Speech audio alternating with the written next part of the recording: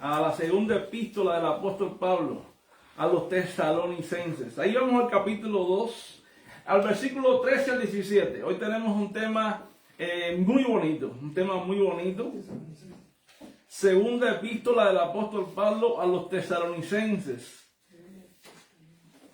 En el capítulo 2, versículo 13 al 17.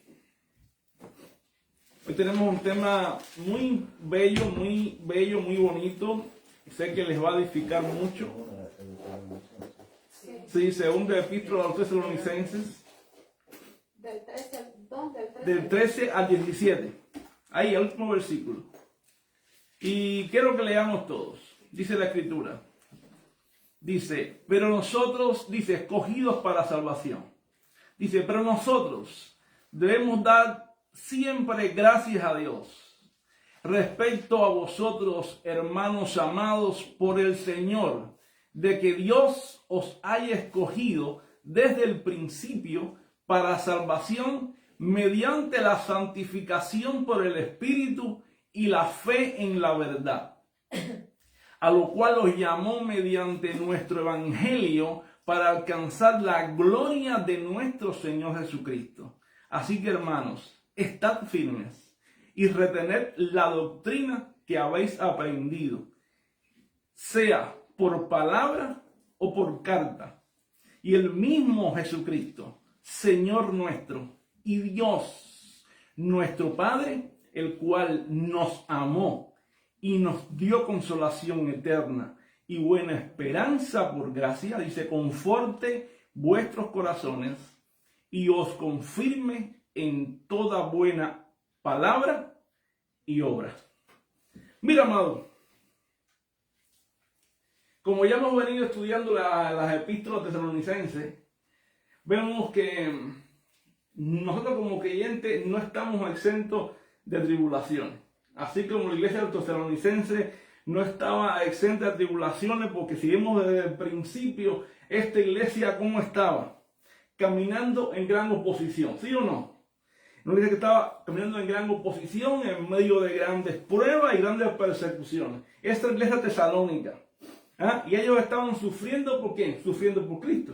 Ahora, de hecho, no solamente ellos. Si miramos en el principio de la iglesia, vemos que la iglesia del primer siglo toda sufrió oposiciones. En Hechos capítulo 5, verso 41, la Biblia nos dice que los apóstoles salieron, dice, de la presencia del concilio. ¿Cómo salieron? Salieron gozosos de haber sido tenidos, ¿por qué? Por dignos de padecer afrentas por causa del nombre. Siempre, hermano, la iglesia padeció persecución. Siempre la iglesia padeció por causa del nombre de Jesucristo.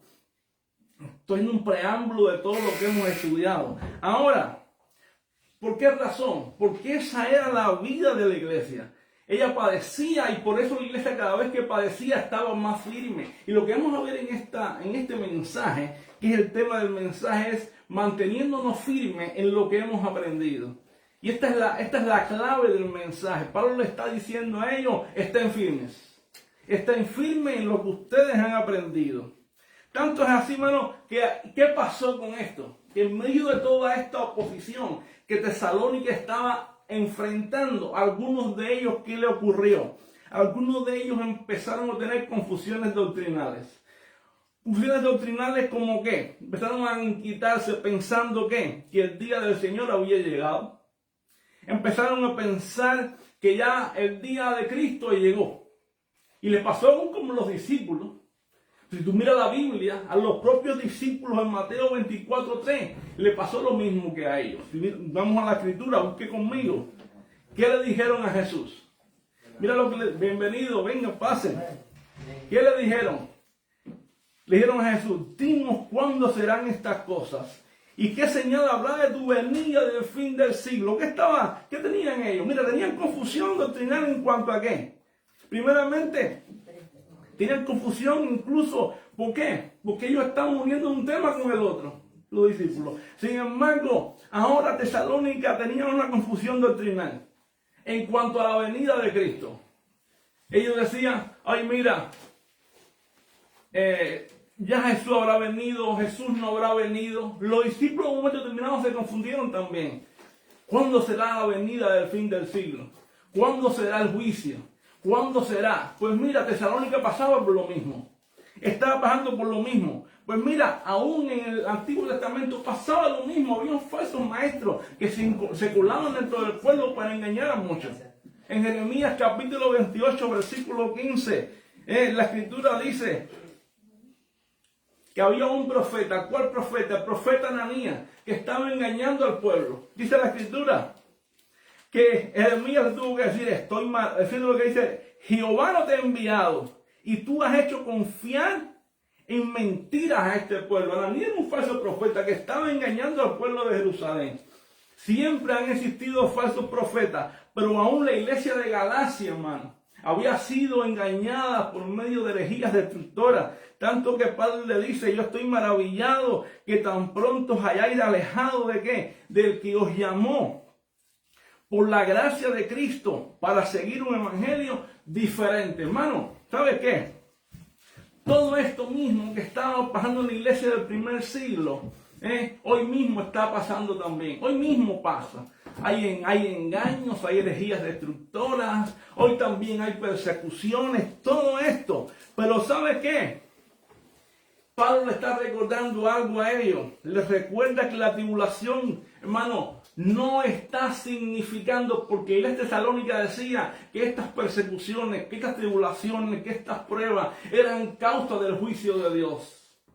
Sin embargo, Pablo le está diciendo ahora, ¿sabe? Estas persecuciones que ustedes tienen, ya lo hemos estudiado, estas persecuciones que ustedes tienen no es causa del juicio de Dios. Estas persecuciones que ustedes tienen es la evidencia del sello de Dios en sus vidas.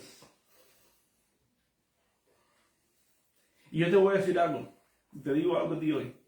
No sé la prueba que tú puedes estar pasando, pero la prueba que tú estás pasando no es una evidencia de que el juicio de Dios está sobre tu vida, sino es la evidencia de que el sello de Dios está en tu vida. Es la evidencia de que la fe que hay en ti está siendo probada. Así como se probó la Tesalónica, tu fe también está siendo probada como el oro. Pero mira, vamos allá. Yo quiero que tú vayas allá, vamos conmigo. ¿Te imaginas a Daniel, el profeta Daniel, a Sadrach, Mesach y Abednego, los tres jóvenes hebreos que estaban allí? Si hubieran dicho, oye, nos van a echar en el horno de fuego, nos van a meter en el horno de fuego. ¿Sabes lo que hizo allí?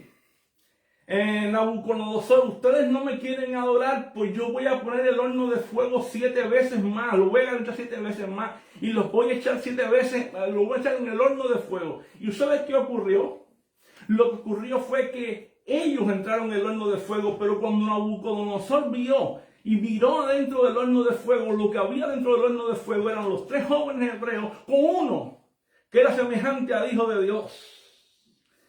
Esto no tipificaba, hermano, el fuego no era el final de ellos, el fuego no tipificaba el juicio sobre su vida, el fuego tipificaba que aún en medio de la prueba Dios estaba con ellos. Y eso pasaba con la iglesia de Tesalónica. Pero ahora yo quiero que tú y yo veamos una cosa, entendamos algo.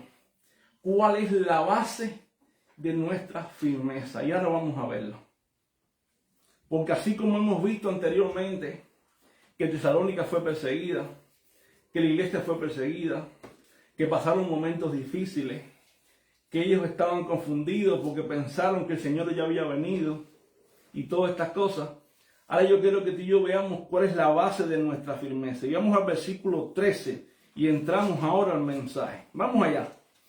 Dice Pablo, pero nosotros debemos dar siempre gracias a Dios respecto a vosotros, hermanos amados, por el Señor, de que Dios os haya, ¿qué?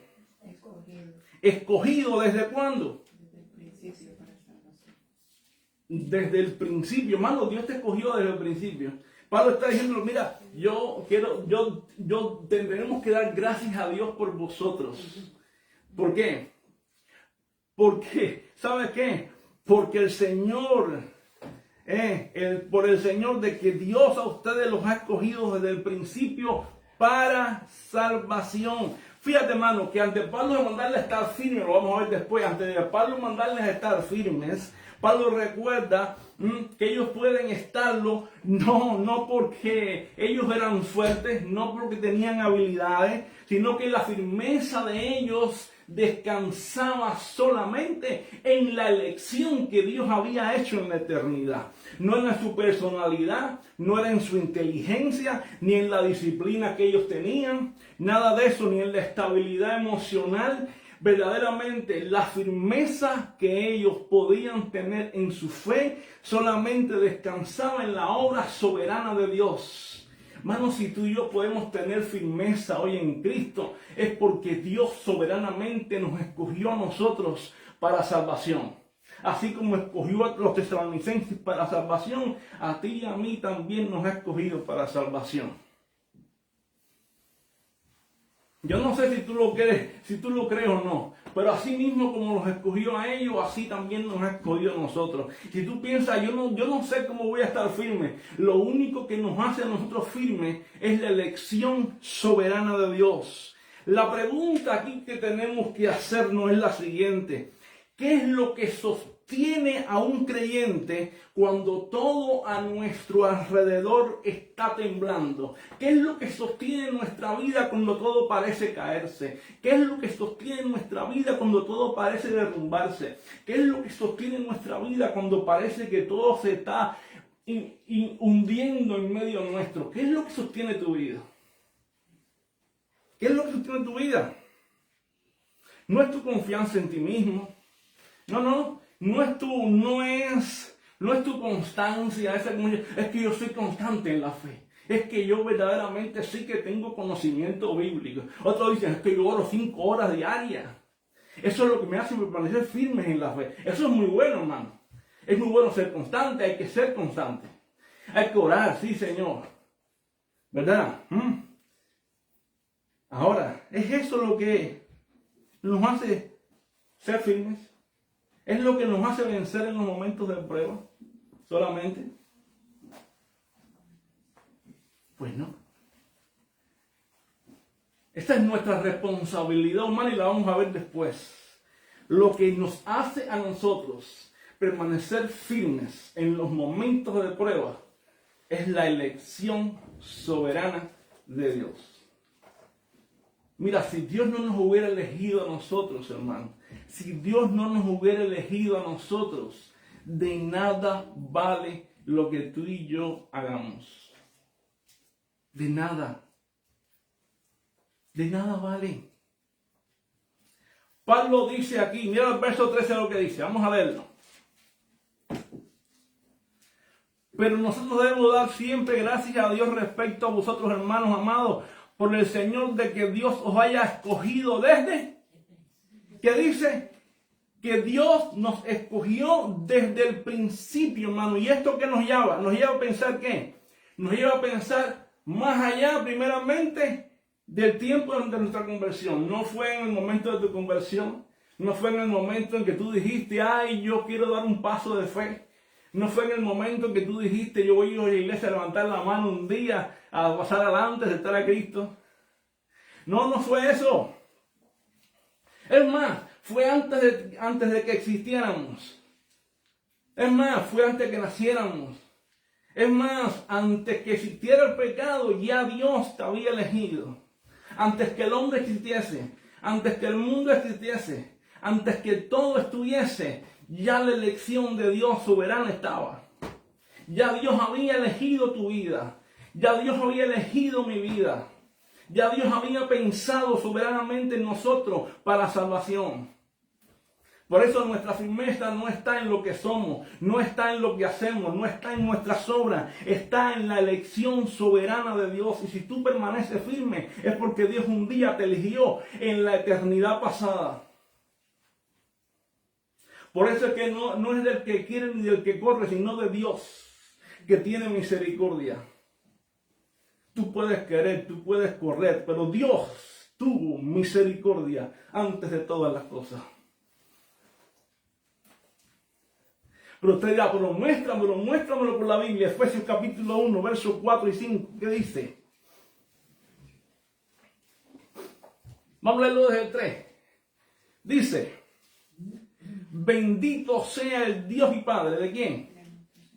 De nuestro Señor Jesucristo. Dice que nos bendijo con toda bendición espiritual en los lugares celestiales, ¿dónde? En Cristo. Efesios 1, verso del 3 al 5, vamos a leer, al 4. Dice, bendito sea el Dios y Padre de nuestro Señor Jesucristo, que nos bendijo con toda bendición espiritual en Cristo. Sino, ¿dónde? En los lugares celestiales. Ahora, ¿qué está diciendo? Según nos escogió en Él. ¿Cuándo? En el siglo XV. En el 10.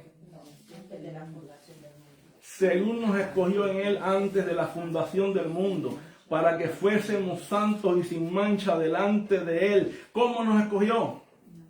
En amor, hermano, habiéndonos predestinado para ser adoptados hijos suyos por medio de Jesucristo. ¿Según qué? En otras palabras, hermano, ¿sabe qué? Mira, primeramente, Dios nos bendijo en la eternidad con toda bendición espiritual. Dios nos bendijo, hermano. ¿Cuáles son las bendiciones espirituales? Mira, Dios te elige, una primera bendición. Dios te predestina, segunda bendición. ¿Pero para qué? Para adoptarte, tercera bendición, como hijo suyo. ¿Por medio de quién? Por medio de Jesucristo. Tú y yo hemos sido elegidos, hemos sido predestinados, hemos sido adoptados, hemos sido escogidos para ser santos y sin mancha, para ser hijos de Dios.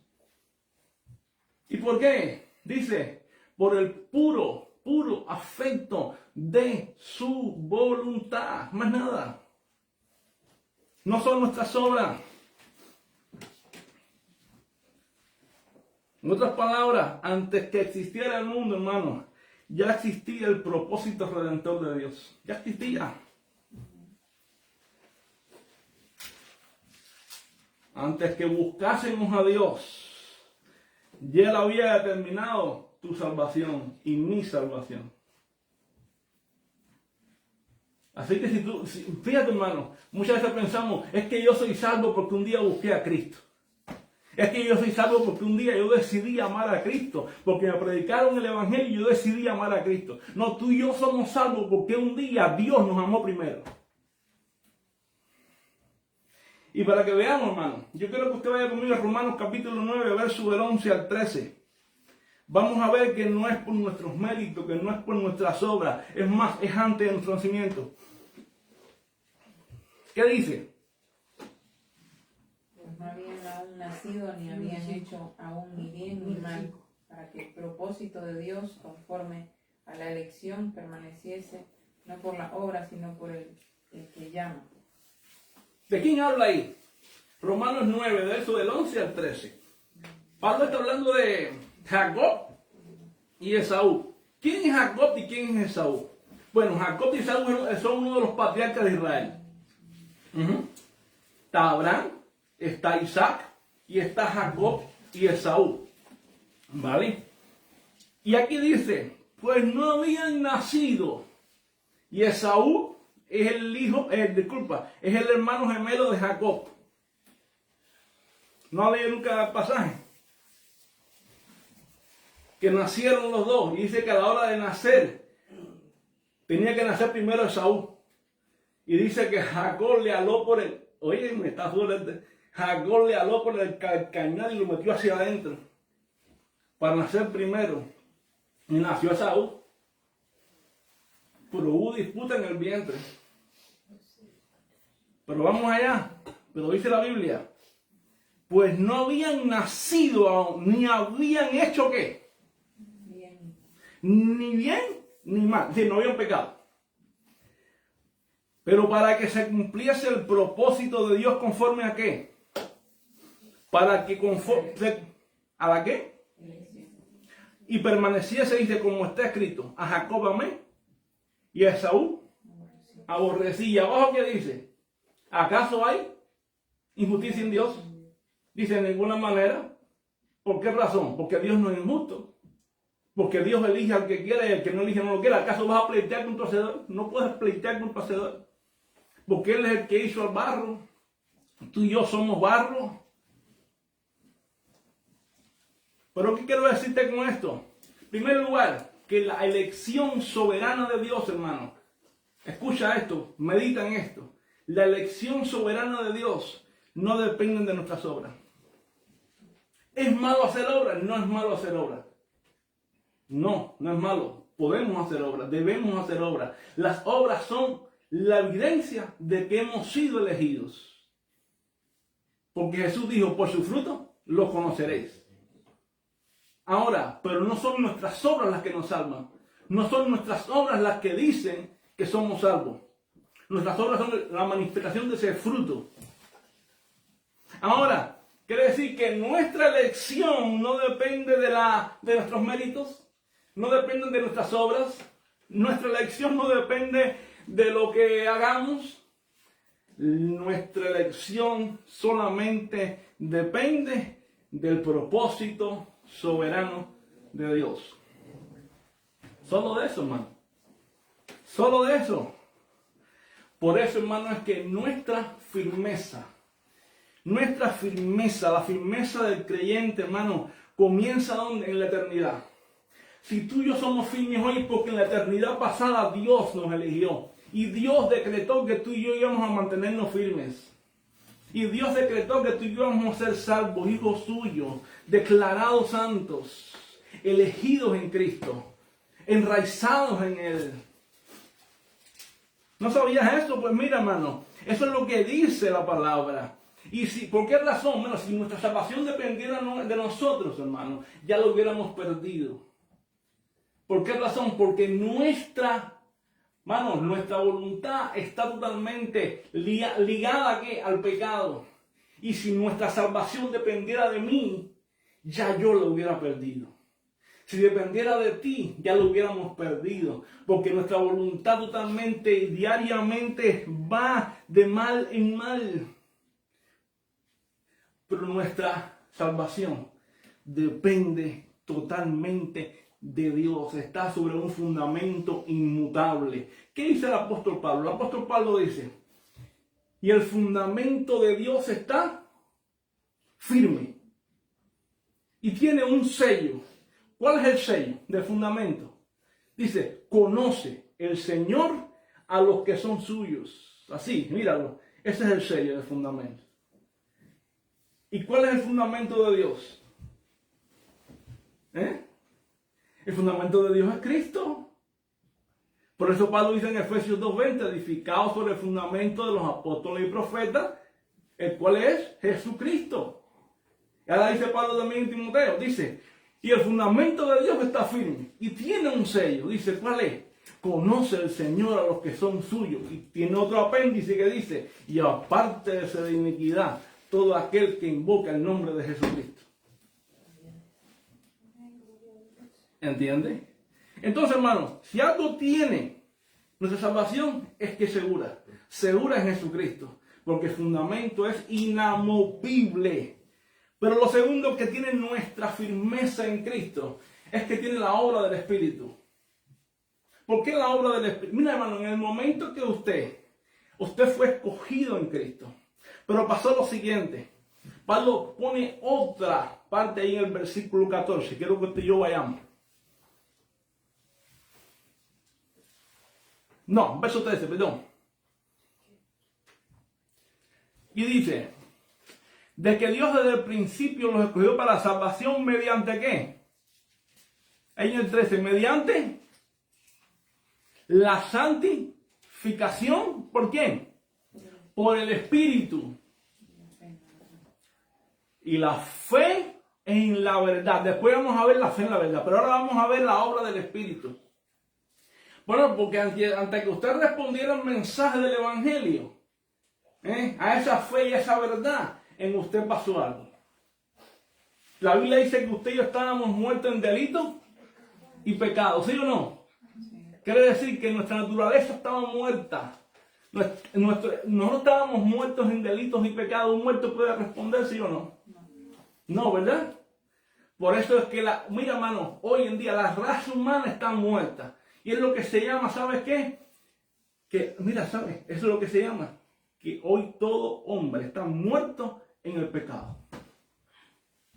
No estamos incapacitados para responder a Dios, para buscar a Dios. Y eso es lo que se llama depravación total. Que quiere decir que el hombre está incapacitado para buscar a Dios. El hombre no puede buscar a Dios por sí solo. ¿Por qué? Porque está muerto espiritualmente. ¿Qué necesita el hombre? ¿Qué necesitamos nosotros? La obra del Espíritu. Por eso Pablo dice que Dios los escogió a ustedes desde el principio para salvación. ¿Mediante qué? La santificación por el Espíritu. ¿Qué está diciendo aquí? Que la elección eterna, hermano, no queda solamente en una teoría, sino que se aplica ¿dónde? Se aplica en el tiempo por la obra del Espíritu. ¿Qué hace el Espíritu de Dios? Primeramente, nos regenera. ¿Qué es regenerar? Te da vida espiritual. Efesios capítulo 2, vamos allá. Efesios capítulo 2, versos 4, 5 y 6. Vamos allá, vamos a buscarlo. Efesios capítulo 2, versículos 4, 5 y 6.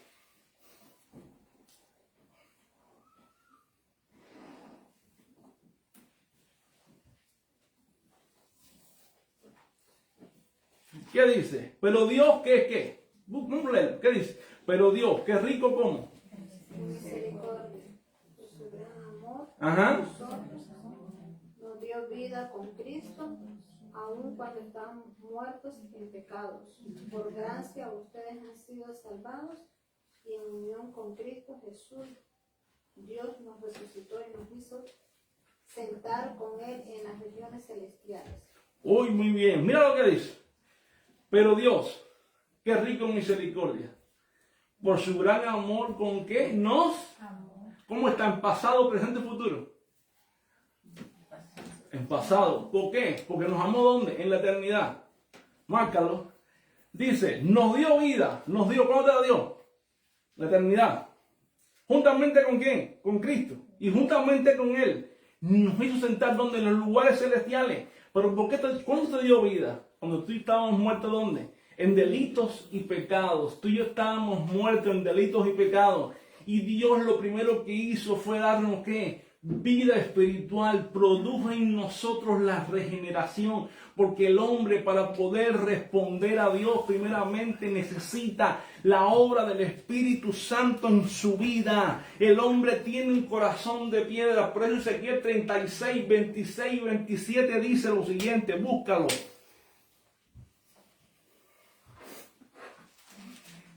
Ezequiel capítulo 36, versos 26 y 27 dice: os daré un corazón nuevo, quitaré de vuestra carne el corazón de piedra y pondré en vosotros mi espíritu. ¿Qué está diciendo? Esa es la profecía del nuevo nacimiento. Esa es la profecía del nuevo pacto, el nuevo nacimiento, de la regeneración. Esa es la profecía de que Dios pondría que un corazón nuevo en los corazones de piedra, que pondría su espíritu, que traería regeneración. Hermano, ¿sabes qué? Dios lo primero que hace en tu vida es regenerarte, traer nueva vida. Por eso, hermano, tú y yo no podemos regenerarnos por nosotros mismos. Tú y yo no podemos producir vida espiritual por nosotros mismos. Tú y yo no podemos decir voy a vivir espiritualmente por mí. No, es el Espíritu quien nos aparta eficazmente. Es el Espíritu Santo quien nos aparta y nos da vida eficazmente.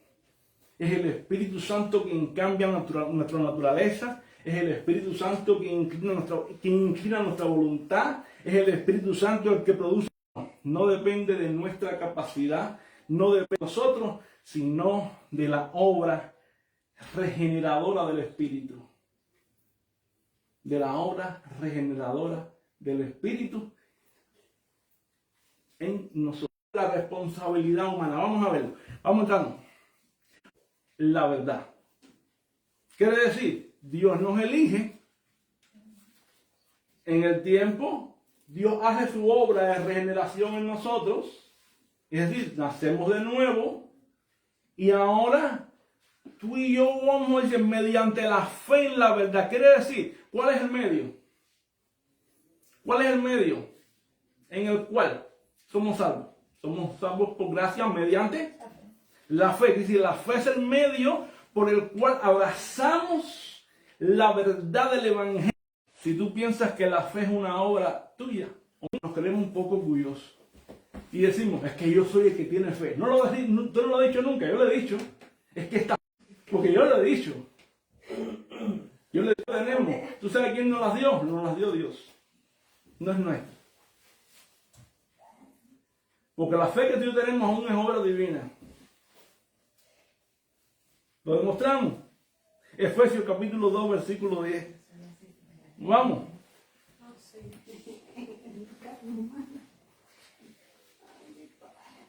Y otro que ha hecho 16, 14. Cristo Jesús para buenas obras, las cuales La fe produce obras. Esas obras que son producidas por fe son dadas por Dios. Dios produjo aún las obras y la fe. La ciudad de Tiatira, que adoraba al Señor, abrió el corazón de ella para que estuviese atenta a lo que Pablo decía. Hoy, ¿qué hizo Dios en la vida de Lidia? Mira la diferencia. ¿Tú crees que estaba solamente ahí? Hay más gente ahí. Pero hay algo en ese texto que marca la diferencia. Y dice, pero Dios, ¿qué hizo? Le abrió el corazón para que creyese lo que Pablo estaba diciendo, para que estuviese atenta, para que oyese, para que pusiese atención a lo que la predicación de Pablo y que Pablo estaba dando, estaba ahí. Mira, hermano, ¿sabe cómo se llama eso? Regeneración. Eso se llama regeneración. Y esa es la fe que Dios aplica a tu vida cuando eres regenerado. Lidia estaba tal vez tiñendo. Lidia tal vez estaba con otras más ahí. Pero en ese momento, ¿sabe lo que hizo Dios? El Espíritu Santo la despertó.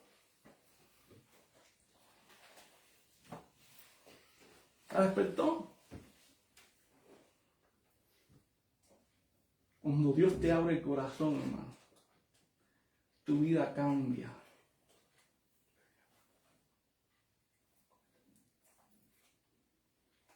Tú puedes llevar 30 años en la iglesia, pero tal vez tu corazón nunca ha sido abierto, porque la salvación es de Dios. Es más, pueden haber personas en la iglesia que tú pienses que no son salvas y Dios le abrió el corazón hace rato y están y son salvas y están dando fruto y tienen el corazón abierto y nunca han hecho una oración de fe, porque la oración de fe no es bíblica.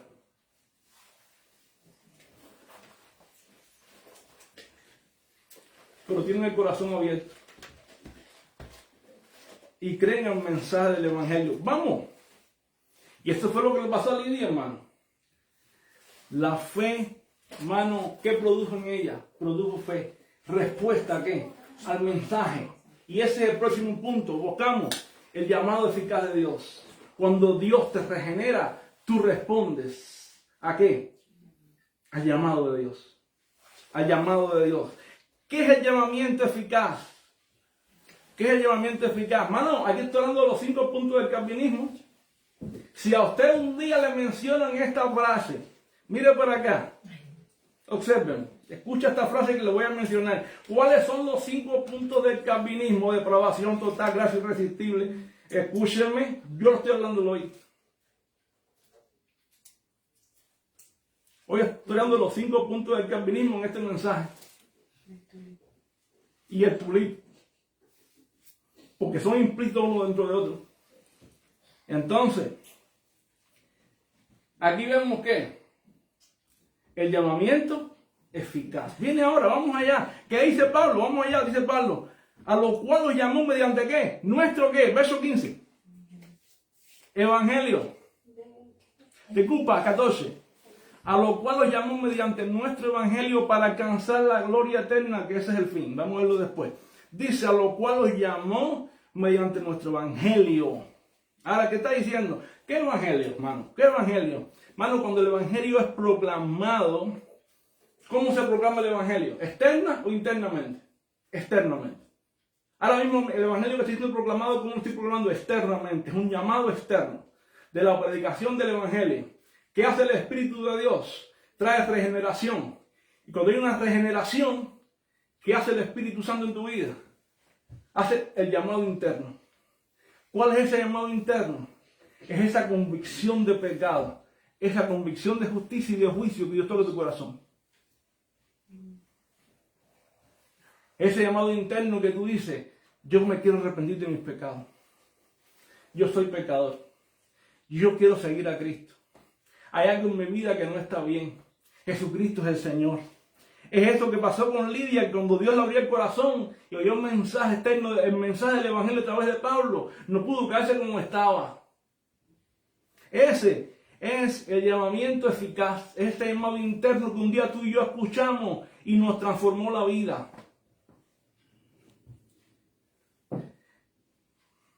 Ese es el mensaje externo, el mensaje interno, el llamado eficaz. Ese mensaje que un día te revolucionó tu vida y cambió tu vida para siempre.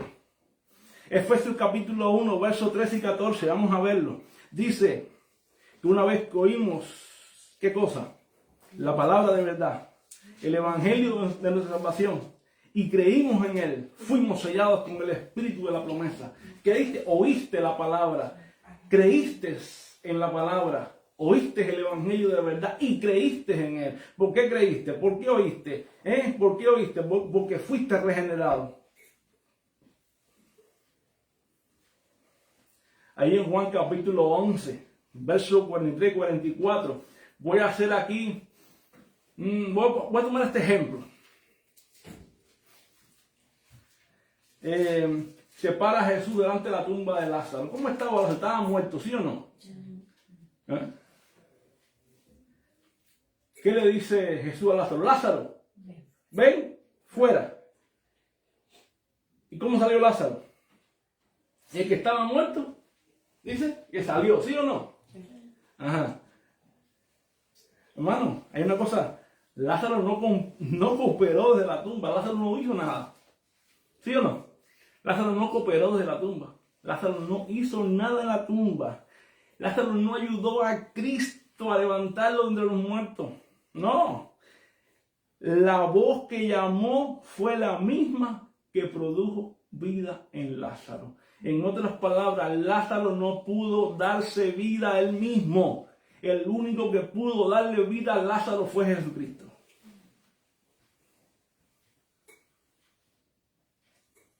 Y es lo mismo que sucede con nosotros.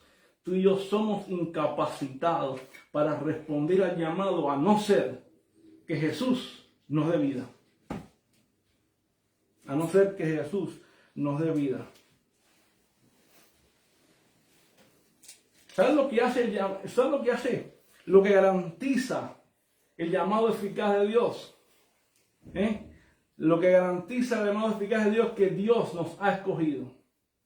Que Dios nos ha escogido para responder a esa fe. Eso es lo que garantiza el llamado eficaz de Dios.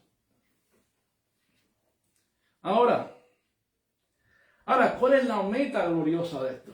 ¿Cuál es la meta gloriosa de esto? La meta gloriosa de esto es la siguiente. Primeramente, para alcanzar la gloria de nuestro Señor Jesucristo. Veamos, si Dios te escogió, si Dios te regeneró, si Dios verdaderamente te ha llamado eficazmente, te ha llamado para que tú alcances la gloria de nuestro Señor Jesucristo. Es para eso que Dios nos ha llamado.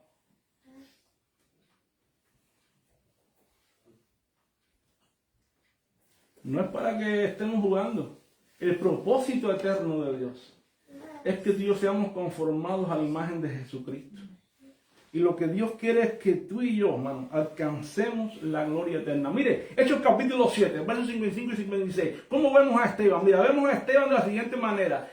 Esteban vio la gloria de Dios. Vio a Jesús que estaba a la diestra de Dios. Mira, mientras lo apedreaban, Jesús veía la gloria, Esteban veía la gloria. Mientras Esteban sufría, contemplaba la meta. Hermano, ¿sabe? La meta nuestra como cristianos es ver la gloria de Dios. Pablo en Filipenses capítulo 3, versículos 13 y 14, ¿sabe lo que dice? Olvidando ciertamente lo que queda atrás, prosigo hacia adelante, al supremo llamamiento de Dios en Cristo Jesús. ¿Cuál es la meta de Pablo? El supremo llamamiento de Dios en Cristo Jesús. ¿Cuál es tu meta? ¿Cuál es tu llamamiento? ¿A dónde quieres ir? ¿Qué quieres lograr? ¿Quieres llegar a la meta? ¿Quieres llegar a la gloria eterna? ¿Tú quieres llegar? Pues mira, ¿sabes qué? Tienes verdaderamente que enfocarte, porque la meta es segura. Y pronto el que ha de venir vendrá.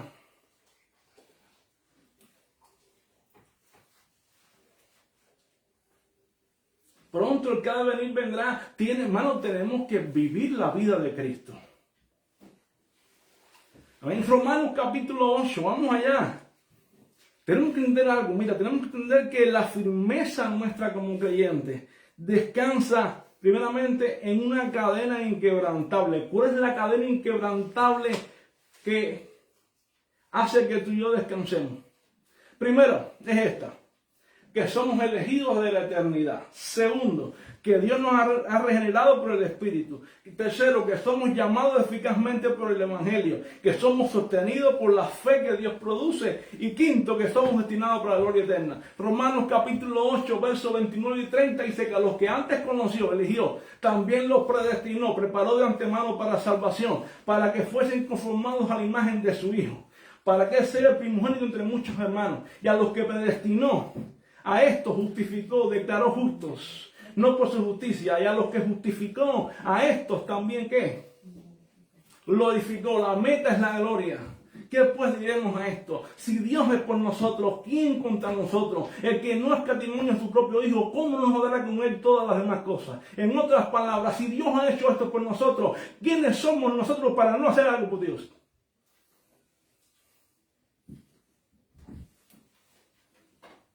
Lo que pasa en la iglesia hoy en día es que vive ajena a la voluntad de Dios. Vive sin querer agradar a Dios. Esta es la base de nuestra firmeza. Esta es la base de nuestra firmeza. Ahora, que no hayamos perdido que no perdamos la salvación, no quiere decir que no tengamos que permanecer firmes. Verso 15. Pablo da un mandato. ¿Cuál es el mandato? ¿Cuál es?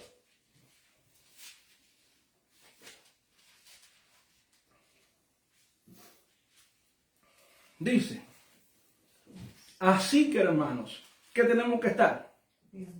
Estar firmes y retener la doctrina que habéis aprendido. ¿Qué quiere decir? Fíjate lo que Pablo está haciendo. Habla de la elección eterna. Habla de la obra del Espíritu, habla del llamamiento del Evangelio, y Pablo no concluye pasivamente. ¿Qué dice Pablo? Dice Pablo, tranquilo, ya todo está hecho, Dios los eligió, Dios los predestinó, todo. Dice Pablo, pero eso no se queda así, hermano. Ustedes tienen una responsabilidad. Mírame para acá. Y yo les voy a decir algo a ustedes ahora como creyentes. Que Dios nos haya escogido para salvación. Que la obra esté completa. No quiere decir que tengamos que ser pasivos. Tenemos que ser activos. Tenemos que ser activos. ¿Por qué razón, hermano? Porque que Dios es soberano. Que Dios desde la eternidad nos escogió. No nos quita responsabilidad de hombres. Al contrario, no las aumenta. No las aumenta. Si no, fíjese. Supóngase usted, ahora mismo, que alguien hizo por usted algo anticipadamente y usted no lo sabía y al cabo de los años se enteró que le dejó una herencia de millones. Y cuando usted llegó a los 60 años se ha enterado, a los 40 años se enteró que usted es millonario de 100 millones de dólares por una persona que ni usted sabía quién era. y se enteró esa persona. Y esa persona le dijo a usted, yo lo único que quiero que tú hagas es esto, esto, esto, esto, esto, esto, esto, esto, esto y esto y esto. ¿Qué usted haría? ¿Se quedaría pasivo? Porque ya esa persona te dejó garantizada para siempre 100 millones de euros. ¿Qué usted haría? Ya estoy garantizado, no voy a hacer más nada, todo está hecho. ¿Usted se quedaría pasivo? ¿O haría algo? ¿Haría algo?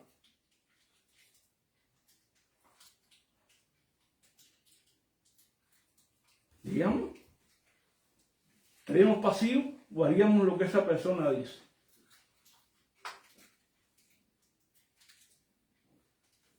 No me responda, responda usted mismo. Bueno, mi respuesta sería que yo haría lo que la persona me dijo que hiciera, solamente por agradecimiento. En primer lugar, porque nunca la conocí.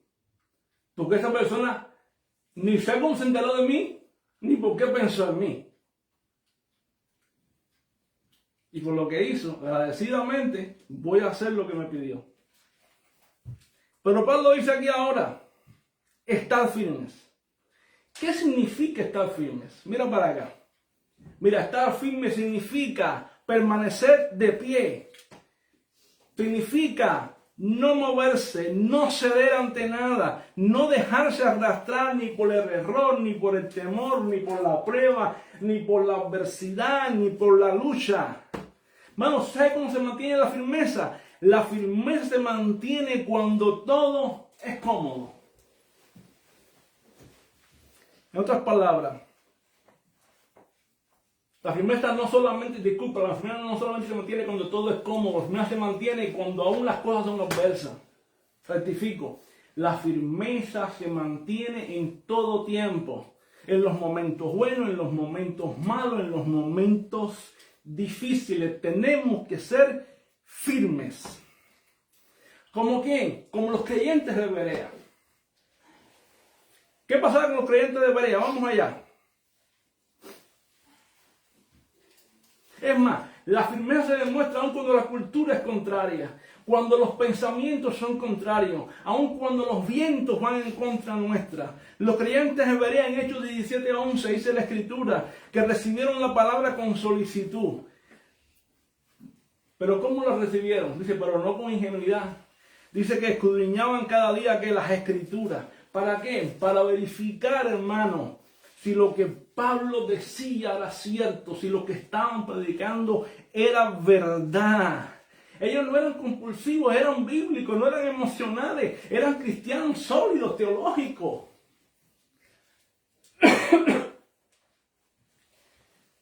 La iglesia tiene que estar firme en doctrina, en la palabra. Pablo les llama a ellos,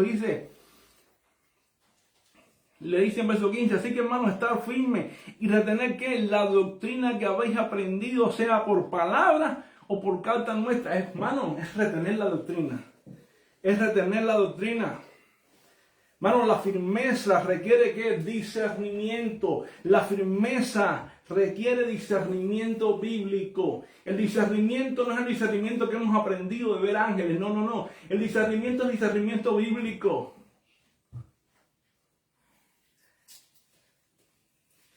Eso, hermano, no todo lo que es espiritual es bíblico. No todo lo que emociona edifica.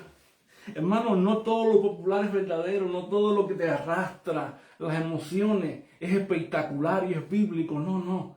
Tenemos que discernir lo que verdaderamente viene de la Biblia. Pablo advierte claramente, 2 Timoteo 3:12, dice que todos los que quieren vivir como piadosamente en Cristo Jesús padecerán ¿qué? Persecución. ¿Qué dice? Algunos, unos pocos, dice todos. Todos los que quieren vivir piadosamente en Cristo.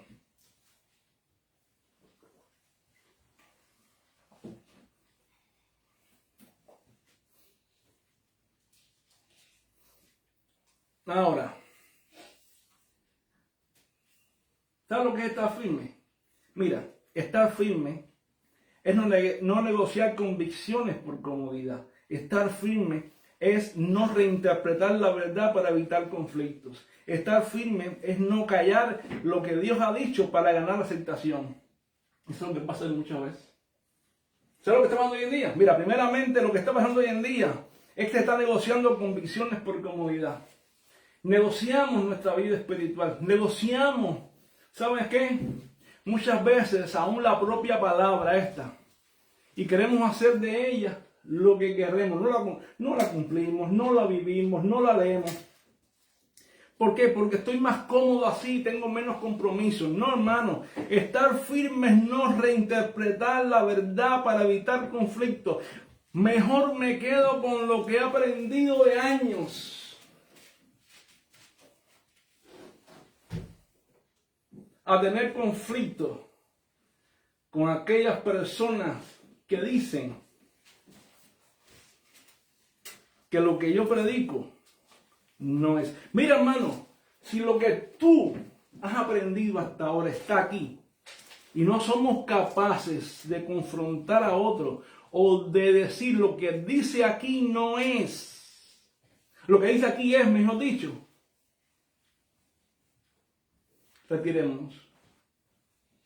Si alguien me te dice, mira, es que aquí no dice esto, dice aquello, tú eres capaz de decirle, no, aquí no. Es verdad, tienes razón tú, pero dice otra cosa. Estás perdiendo la firmeza. Tenemos que estar firmes. ¿Cómo tenemos que estar firmes? Mira, aquí dice bien claro lo que es. No me puedes engañar. No puedo reinterpretar un texto a la manera de nadie.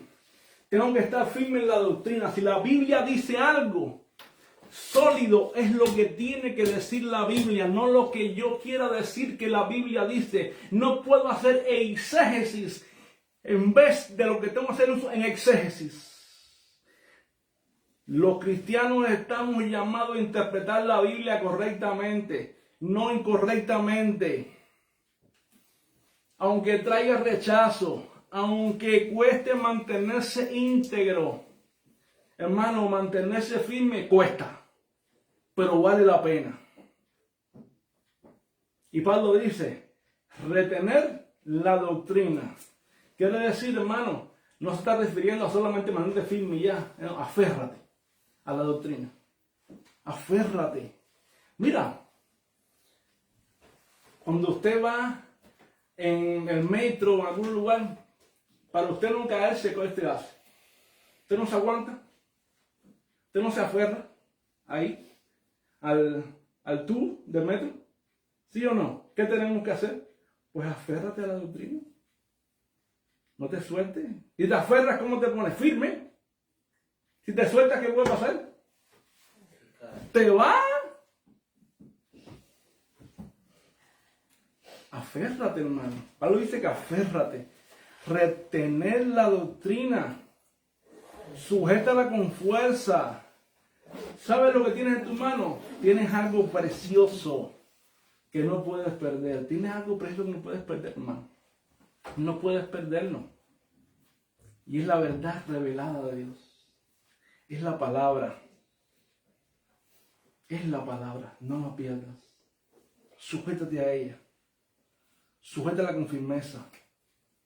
Porque Dios, hermano, nos las ha entregado en nuestras manos. Amén.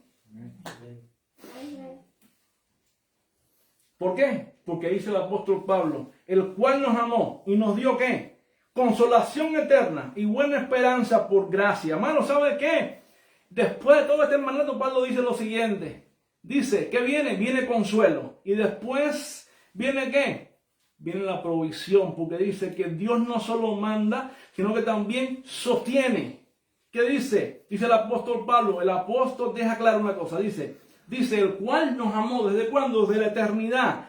Nos amó, todo comienza y comienza en la eternidad. Comienza en la eternidad pasada. Él nos amó, Él nos consuela, Él nos fortalece. Él está presente en medio de su pueblo en todo tiempo. Él, si permanecemos firmes, si permanecemos constantes, si permanecemos sólidos en Él, ese amor está provisto, ese amor está en todo tiempo, ese consuelo está en medio de las pruebas. No es un consuelo que perece, es un consuelo que está en todo momento. Que Dios les continúe bendiciendo. Vamos a orar. Padre, en esta hora, Señor, te damos muchas gracias. Muchas gracias por tu amor. Muchas gracias por tu consuelo. Gracias porque nos has elegido en la eternidad para salvación. Gracias porque nos pides estar firmes, porque nos pides estar aferrados a ti. Y hoy, Señor, nosotros queremos aferrarnos, Señor. Queremos seguir sólidos. Queremos seguir, Dios mío, enmarcados en ti, en la doctrina tuya, en tu palabra. Queremos seguir caminando sólidos, Padre amado, sabiendo de que un día el que ha de venir vendrá. Padre Santo, y sosténnos, Padre, sosténnos cada día. En el nombre de Jesús, ayúdanos, Dios, cada vez a dar pasos sólidos en ti. En el nombre de Jesucristo. Amén, Señor, y amén, amén. Amén.